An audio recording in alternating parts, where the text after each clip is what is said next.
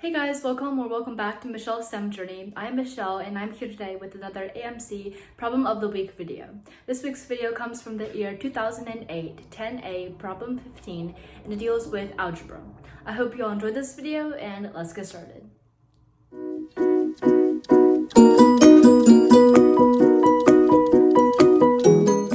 The problem states, yesterday Han drove 1 hour longer than Ian at an average speed 5 miles per hour faster than Ian. Jan drove 2 hours longer than Ian at an average speed 10 miles per hour faster than Ian. Han drove 70 miles more than Ian. How many more miles did Jan drive than Ian? Okay, so we can start this problem by just representing everything. And we are going to section them into distance, speed, and time. And we can represent each person's distance, speed, and time by using their initial and then with a subscript of d, s, or t.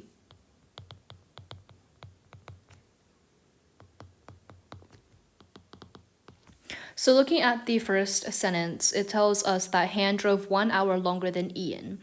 And so that would be time. And so it would be h with a subscript of t. So Han's time is equal to Ian's time plus 1 more hour, so plus 1.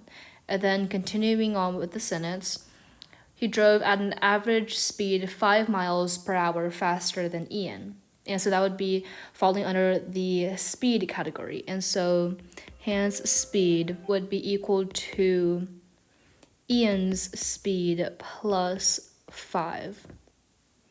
And then Jan drove 2 hours longer than Ian. And so that would fall under the time category. So Jan's time is equal to 2 hours longer than Ian. And then at an average speed of 10 miles per hour faster than Ian. So then again, Jan's speed is equal to Ian's speed plus 10. And then finally going on to the distance category, Han drove 70 miles more than Ian. How many more miles did Jan drive than Ian? So that would still be distance.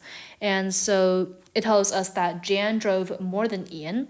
So Jan's distance would be equal to Ian's distance plus what we are trying to find. So we're just going to let that be x for right now. And then in this problem, it is very, very important to note that distance is equal to speed times time. And that is really crucial for this problem because we see here that Han's distance would be equal to Han's speed times Han's time. And we have that all out, Han's distance, Han's speed, Han's time. And in this question, Ian's distance, speed, and time would be kind of acting like the base of this question because we can find out later on that a lot of the things, including solving for the question what it's asking us to solve for, everything is going to revolve around Ian's distance, speed, and time. And so we can represent this using Ian's distance, speed, and time. So Han's distance is equal to Ian's distance plus 70, as we know right here. And then it's equal to Han's speed, so Ian's speed plus 5, times Han's time. So it would be Ian's time plus 1. But then looking here, Ian's distance, as I said again, distance is equal to speed times time. So Ian's distance would be Ian's speed times Ian's time plus 70. And then we can multiply this out. So it would be Ian's speed times Ian's time plus. Okay, and then looking at both sides of the equation, we see that we have Ian's speed times Ian's time both appear. And so because they're on the opposite side of the equal sign, then we can just cancel this out. And so rearranging the equation, we would get Ian's speed plus 5 times Ian's time is equal to 65 because I just subtracted 5 over to 70. And so this is what we get here, right? And note that this isn't really going to do us much because we have a lot of the other factors that we don't know about. And then so looking back at our little chart right here, we see that we know basically all of Jan's distance, speed, and time. We know Jan's speed, we know Jan's time, and then Jan's distance is Ian's distance plus x, and that is okay. So we can do what we just did with Han's distance, speed, and time. Therefore, Jan's distance, so that is Ian's distance plus x, is equal to Jan's speed times Jan's time. So that would be Ian's speed plus 10 times Ian's time plus 2. Then once again, Ian's distance is equal to Ian's speed times Ian's time plus x is equal to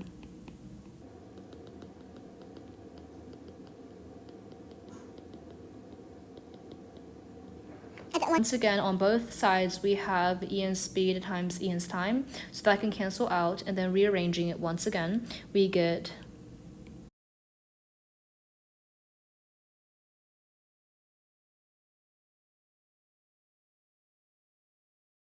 okay, so we have two equations right here, and they both have Ian's speed and Ian's time, and basically this is a system of equations. But looking at it, if you notice here, this equation right here is actually 2 times this equation. Not fully, but if you see here, this is 2 times Ian's speed plus 10 times Ian's time. On this side, we have Ian's speed plus 5 times Ian's time. So if we multiply this by 2,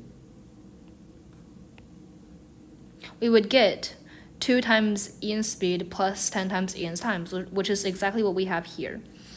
And so if you multiply 2 on this side, then you have to multiply 2 on this side. Get 130.